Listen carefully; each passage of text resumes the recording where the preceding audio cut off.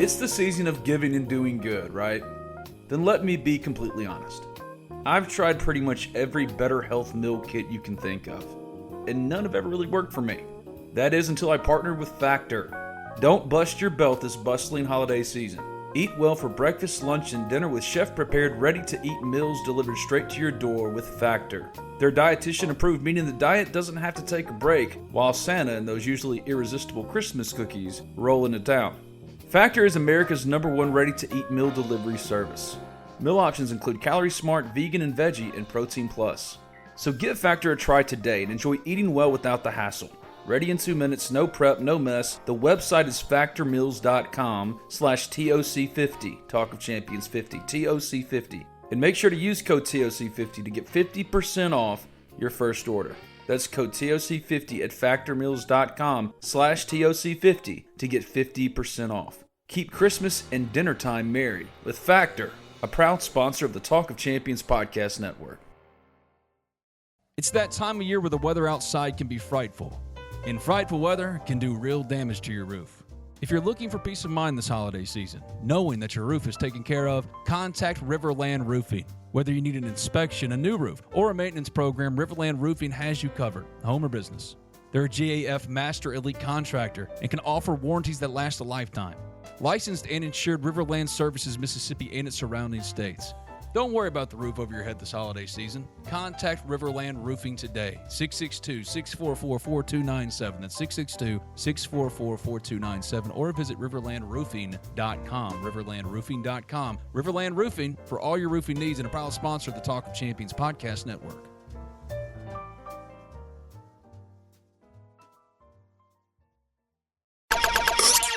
Talk of Champions Short Sessions. Long story short. Welcome into another edition of Talk of Champions Short Sessions. I'm your host, Zach Berry. Joining me, it's been a minute since he's been on this here show, but he's back, the Director of Scouting and Rankings for On3, Mr. Charles Power. Charles, it is Friday as we record this, so have you recovered from early National Signing Day yet? I think so. A lot of coffee consumed the last couple of days. I don't know about you, Zach, but I'm hanging in there. Yeah. I had to bounce around a couple coffee shops here in East Nashville because they were putting in new power lines at our house. Oh wow! So they cut the power at like 8:30, so I had to make a move. But it was pretty seamless. Let's get into that. We were talking about it before we hit record. You, of course, national guy. You cover everybody. But for Ole Miss fans, no drama. It was a pretty chalk signing day. Ole Miss had every letter of intent signed and in by probably 11:30, 12, around noon. So there was no drama. 21 for 21. Kiffin and them did a great job. One of the guys that they signed, I know that you named him as kind of one of your standouts for, potentially being a breakout freshman.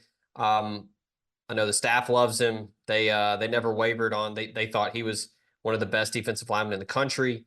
Played both ways in high school, but I think he's going to find his home on the defensive side. That's William Eckles out of Houston, Mississippi. What do you like about Eckles? Yeah, there's a lot to like about William Eckles. And like you said, Zach, he's an interesting prospect.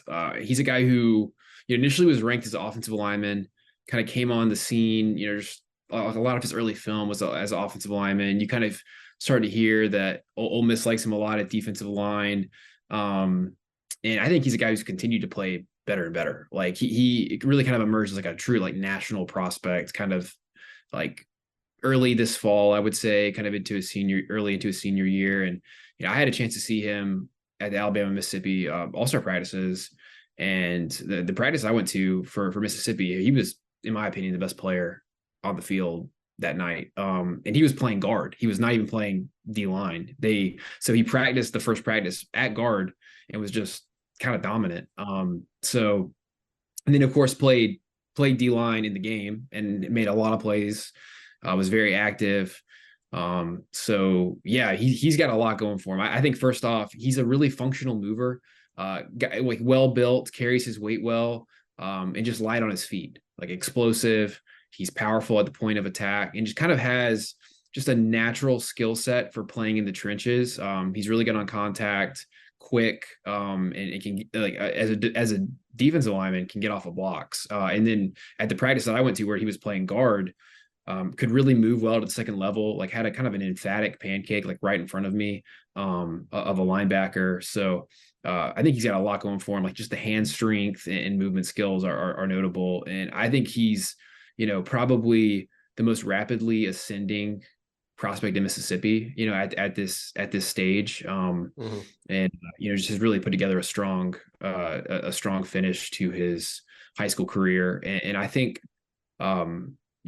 relative to projecting him at Ole Miss, I think he's good enough to get on the field probably on either side of the ball. So it's a really nice problem to have. I think if you're Ole Miss, we'll see how things like shake out. I mean, I think you have a much better picture of their depth chart and kind of looking into next year than me. But if needed, I could see him succeeding on either side. There's really not a ton of prospects like that every cycle. Like he's kind of unique in that regard. This is cool, every year, but he's legit on both sides of the ball. So I think Ole Miss fans should be really excited about landing him. He's just a really good evaluation, and their staff was way ahead of everybody on him.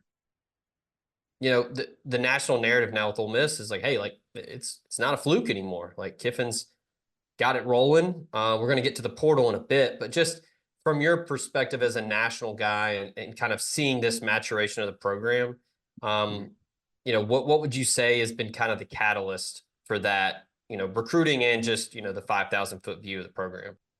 Yeah, I think from my perspective, it looks like I think Ole Miss is benefiting from, at least in recruiting, is benefiting from some continuity. Like I think you can tell that the staff and the personnel department is established, entrenched. I think they've had a lot of time to make these evaluations. I think when you look at Ole Miss's class this year, there's a lot of really strong evaluations. Even when you get into the 3 stars, there's some guy like I think several of these 3 stars that Ole Miss is going to sign are going to pop.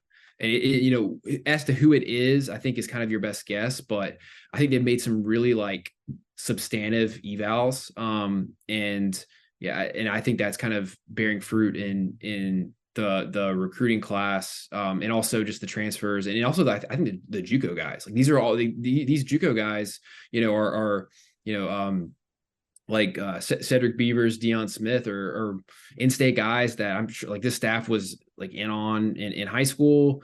I know both of them, went to JUCO for various reasons, but I think are high in talents. So I think when you look at Ole Miss, they're optimizing roster building really in every avenue effectively. And I think they're going about it in a really kind of smart and deliberate way. And I think when you go down, when Cody Belair and I go through every prospect in the country, high school prospect, and really, I guess, junior college prospect as well. So we have a pretty good picture of how everybody stacks up, and you can see trends of personnel departments, staffs that are a little ahead of the curve with making their evaluations. And I think Ole Miss has done a really good job this cycle. And I think a lot of that probably has to do with just continuity, knowing the lay of the land and getting comfortable. And I think, obviously having success on the field is a key contributor to that as well. So I think just kind of establishing momentum. People always kind of talk about, is momentum real in the context of a football game, but momentum is very real in recruiting. We all know that. It's kind of a perception is reality kind of thing. So I think certainly Ole Miss having a really strong year on the field helped them as well. And I think when you look at next year and the moves they're making in the portal, I think Ole Miss is gearing up for a big run in 2024, at least taking a crack at it. So I think they're kind of moving their chips into the middle a little bit, and I'm sure that's something that's attractive to the guys that are joining the program. Talking about some of those 3 stars, another guy that you got a chance to get some eyes on at the Mississippi-Alabama game, Anthony Maddox. He was one of the last commits in this class. Almost flipped him from Texas A&M with that coaching change. And then again, I know this Ole Miss staff is big on in-person evaluations and kind of the junior to senior year jump. I know they like to see, hey, we really like you as a junior. We want to see how you grow as a senior. Anthony Maddox, big step as a senior. Led his team to a state championship. Great campaign in his final year in high school. What did you see from him during practice? And then I know he made some some impressive throws in the game, but just his, as of right now, and kind of how do you see him growing in the next couple of years? Yeah, I think Anthony Maddox showed really promising improvement. So I actually saw him in person in February at the Under Armour camp in Atlanta, Oh, yeah. and he threw much better, like significantly better at the practice I went to a couple weeks ago, like I guess a week ago, than he did in February. So I think that was the first thing that jumped out. Like I was watching these guys in warm-ups. I mean, he can really spin it, like really spin it.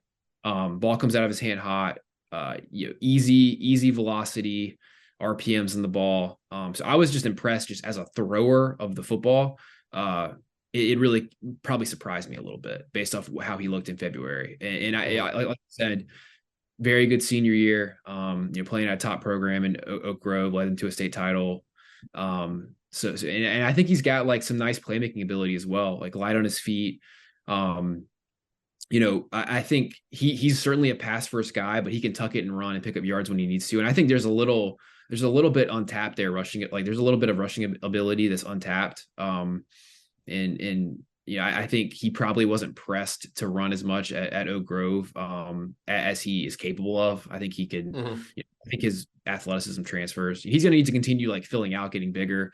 I think he's going to benefit from time in the weight room. Just not a big framed guy, but I think as long as he can just put on enough weight to like take hits, he'll be fine in that regard. But yeah, I thought it was a really promising showing for him at the practice I went to, and then of course looked pretty good in the game as well.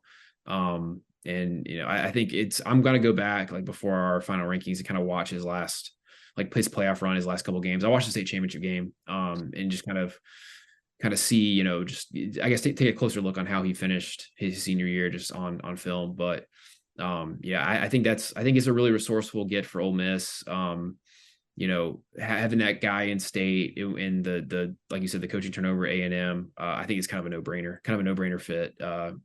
Good fit in the offense, and I think he fits what Kiffin likes to do. So it seems like a pretty logical marriage and a good fit.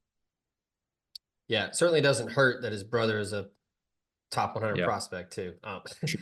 He told me when I talked to him that the staff told him his game reminds him of Jane Daniels, almost a team that saw Jane Daniels up close and in personal. I mean, he was phenomenal, won the Heisman Trophy, obviously, but the running ability, that's interesting that you said that.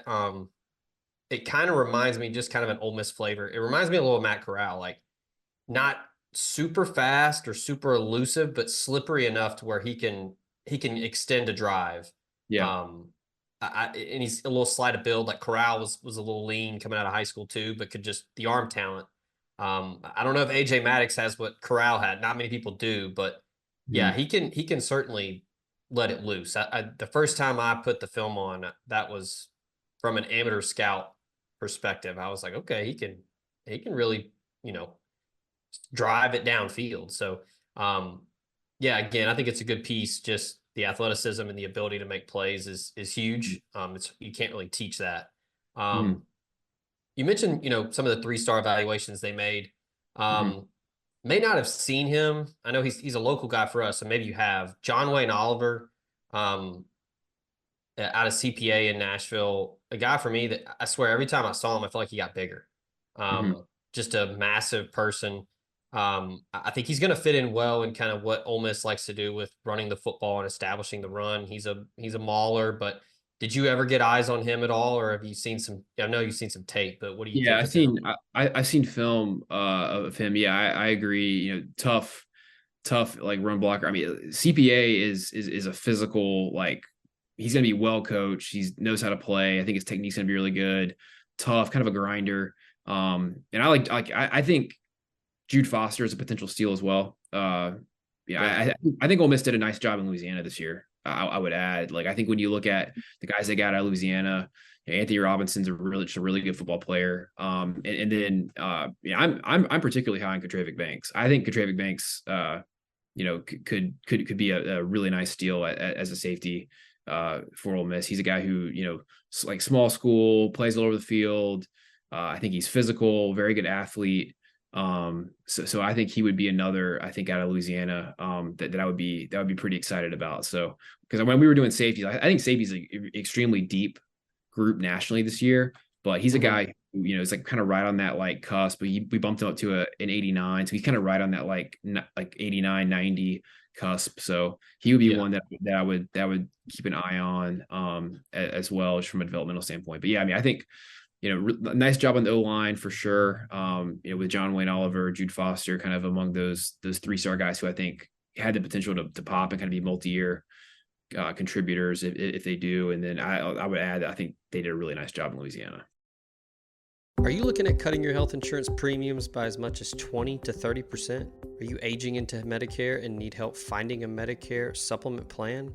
Call Drew Moak of USA Benefits Group at 601-953-8449. Drew is an Ole Miss grad located in Mississippi and licensed in 7 states. He works with the nation's second largest health insurance brokerage with access to 35 different carriers, and he can help you with any of your health insurance needs. From regular health plans to life insurance to dental and vision and even Medicare, he has it all covered. Now more than ever, it is critical to have a health insurance agent who is local and accessible. So call Drew Moak at 601-953-8449 and get your free quote today.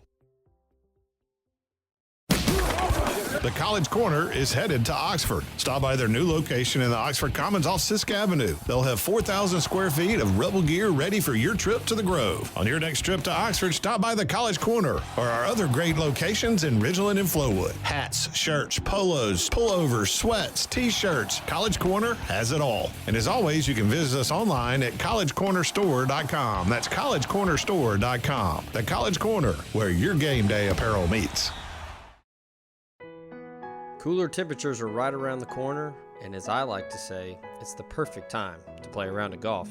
And if you're looking for a premier golf course in Northwest Mississippi or the Memphis, Tennessee area, go to Cherokee Valley Golf Club in Olive Branch, 15 minutes from the Memphis International Airport.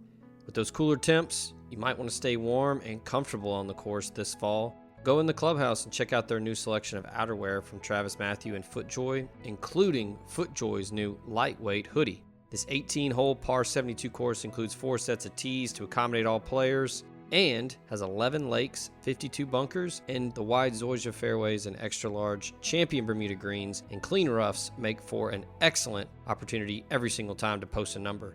If you need a premier golf experience in the Mid-South, go to Cherokee Valley Golf Club. Call them at 662-893-4444 or check them out, olivebranchgolf.com.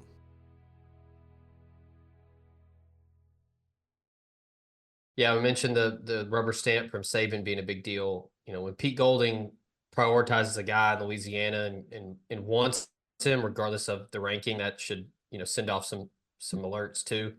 But I think they call him Scooter.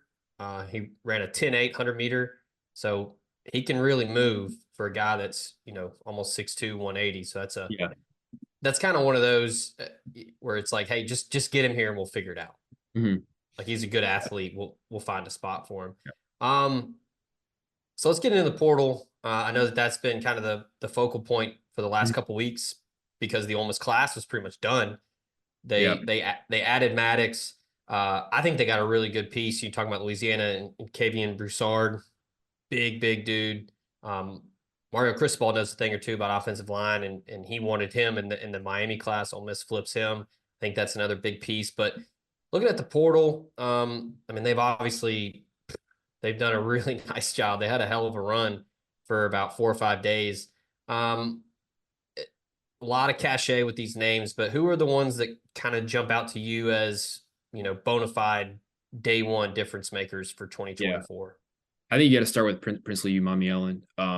He's, I think, coming back in the SEC, he's going to, I think, projects as one of the best pass rushers in the conference. A guy who is extremely productive on a per snap basis as a pass rusher at Florida this year. And he's the type who, if he has a really good year this year, could maybe be like a first rounder. So I think at the value position, like a premium position, edge, a guy who's like a difference maker, athletic, he can pin his ears back. And I think, like I talk about this all the time when with schools like Tennessee is kind of like this, and obviously there's a lot of scheme crossover with Tennessee and Ole Miss. I think those types of teams that run that type of offense that anticipate playing with the lead, having a guy who can pin his ears back, you can get after the passer when opponents are in negative game scripts, could be really is like just really pivotal. So I think adding a guy like Princely off the edge is big. I think obviously Dekamarion Richardson was a guy who was like, I think, pretty coveted. That was a big get. I think a lot of people assumed that he was going to go to LSU when he went into the portal. So I think Ole Miss to come in and get him is big. He's got a lot of traits. I remember ranking him out of high school. I think we ranked him as a 4-star when I was at 24/7, and a lot of it was off of height, weight, speed. So I think he's a guy who, in the right situation could pop. He just has a lot of physical tools and has played a lot of football as well. So, Chris Paul, really physical downhill thumper.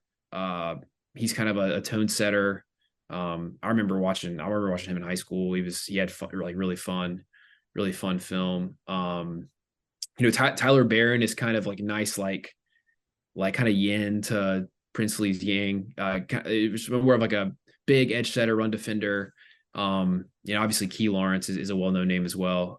But yeah, I think it's really good. I mean, I guess, I think it'd finish with a Walter Nolan or a guy I mean, obviously he would be kind of the crown jewel, but I mean, I think Princely Umanmielen is a guy who, just because he might not have the high school recruiting pedigree, maybe like doesn't have quite like the name recognition. But I think he is a potential difference maker for sure. Like he would be the guy that if I was Ole Miss fan, I'd be the most excited about. Yeah, you mentioned Nolan. That's everybody wants to talk about him. They want to know when he's going to decide. Ole Miss is expecting good news whenever he breaks the silence. But yeah, I mean the 1 and 2 edge guys and Umanmielen and Baron. I know Pro Football Focus loves both of them. That's a good way to describe it. Like they complement each other well. I think that's huge for Ole Miss defensively because a couple years ago Sam Williams made life a lot easier for Cedric Johnson, and then you saw the difference this year. Uklu is a different type of edge guy. He's not exactly a big Sam Williams type, but yeah, Barron at 6'5" and how versatile Umanmielen is, it's certainly a cool duo to have. Kind of last thing here on the portal, I do want to ask you about Juice Wells and just kind of the curious case of Juice Wells. And, he hurts the foot against Georgia in September. I have it on pretty good authority. I don't have it confirmed with Juice. He commented to us when we saw him on his visit, but I know a couple South Carolina people that said that he was healthy. He could have played. He was just kind of wanting to make sure he was 100%, if he was going to transfer. He does get in the portal. He picks Ole Miss. We know about what he did in 2022, but after a year of basically taking, 7-8 games off, what do you expect from him in this offense with Trey Harris and Jordan Watkins coming back, and then they add Deion Smith? Where do you kind of see Juice fitting into this Kiffin scheme? Yeah, I mean, I see him fitting in well. I mean, I think you think back to when he did play this year. I think he had a touchdown on South Carolina's first drive against Georgia. Like, he Juice Wells, if he's right, I mean, he's an NFL draft pick. I think he runs well after the catch, solid athlete, strong hands, just a well-rounded player. And he's basically been good from the jump since he was in college at James Madison. Like whenever he's been on the field, he's produced. So I think if he's right from a health perspective, I would expect him to produce at Ole Miss. Now obviously, like you rattling off all those names, like there's one football to go around. Like they're gonna have to like kind of divvy up those targets. But I mean that's a pretty impressive receiver group. With those guys coming back and then adding Deion Smith as well. So I think I mean that's a pretty strong like receiver room. So, but I would expect Juice. I would expect Juice Wells to produce. Like I think he always has, like when he's been available. Yeah. So yeah, I would think he would be a really nice fit. He's interesting to me because he has the size to play on the outside. He's played on the outside at Carolina, but I know Kiffin likes to move guys around, expose some weaknesses, find some mismatches. I think he could be someone to, play a little slot, kind of like Jonathan Mingo a couple years ago, where they'll put him in the backfield, they'll put him in, slot outside and try to, they have the luxury of that with the 2 returners and then Deion Smith coming in. So yeah, I'm intrigued to see what Kiffin's going to have cooked up for him just because of the versatility. And yeah, if the foot's good, he's going to be explosive. So that's a fun one. Okay. Last thing, we don't have to get too long in the tooth here because everybody knows about him. Everybody knows how good he is, but Walter Nolan, he's a guy that can, he can play the 1, the 3, the 5. He's very, very good, very talented.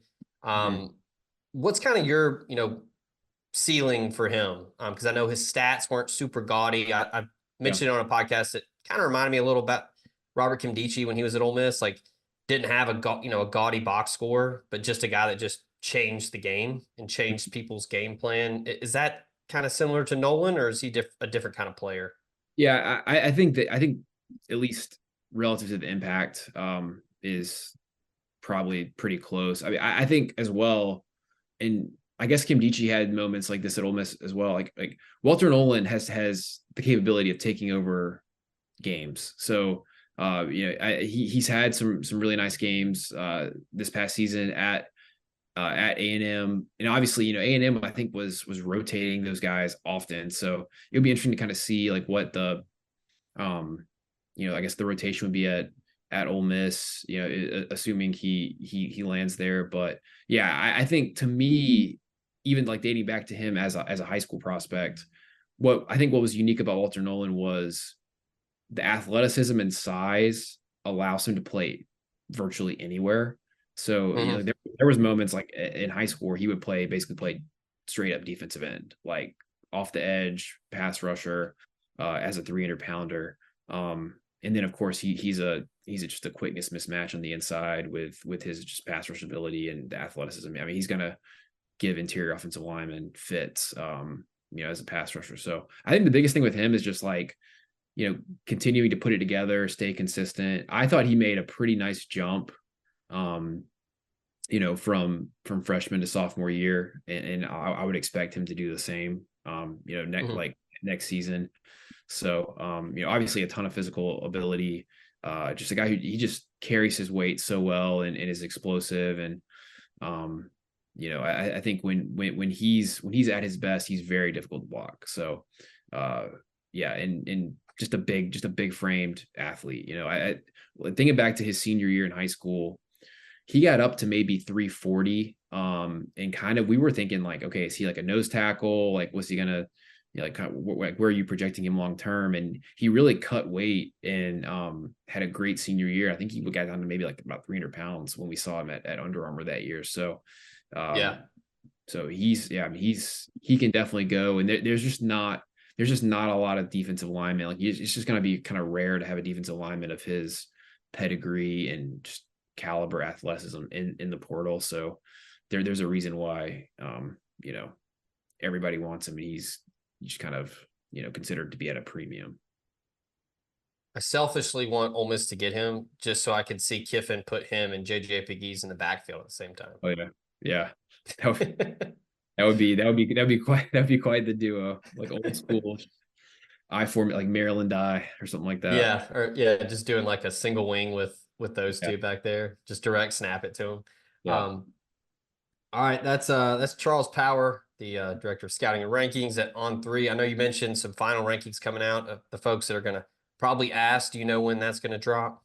We don't have a date yet. I think just conservatively after the National All-Star Game. So coming up, we have the Under Armour and All-American Bowls, in kind of around New Year's into that first week of January, and we'll start working on the final rankings after those. But those are big for us. Just like the last in-person evaluation with a lot of these national prospects really helps with like kind of nailing down 5 stars. We'll expand the 5 stars to 32, and then of course, like between now and then, really up until the buzzer, like we'll evaluate senior seasons. There's a lot of, since our last one, there's been like significant high school football played. And all-star games like Alabama, Mississippi, the Shrine Bowl in the Carolinas, and then we'll have like full stats to go through, which we don't really like. Our last update was kind of around like Thanksgiving, so a lot of seasons weren't over yet. Like Texas, for instance, just the high school state championships were just like last week, so we'll have kind of the full it's really my favorite time of year to do rankings because all the dust is settled and it's no longer really a moving target. Because starting off ranking these guys when they're coming off of their 9th grade year, it is a complete movie. Everything is changing. So now the sample size essentially is finalized. So it's really like fun to kind of sit back and have everything kind of coalesce together. And you can at least feel like you are looking at a more complete picture than at a random point kind of in the cycle. So it's a lot of fun. And I think we'll shoot that'll probably be sometime in January, but I would say after the National All-Star Games. All right, that's Charles Power, Director of Scouting and Rankings at On3. That'll do it for this Talk of Champions Short Sessions. Stay locked in at ohmspirit.com. We will have the Walter Nolan news, whatever it is, when it happens. So be on the message board, be on the site. Make sure to like and subscribe here on YouTube. Follow us on Spotify, Apple Podcast, Stitcher, wherever you get your listening on. But thanks to Charles, thanks to you, the listener, as always, and we appreciate our sponsors that make it possible. So until next time, have a good one, happy holidays, and we'll talk again soon.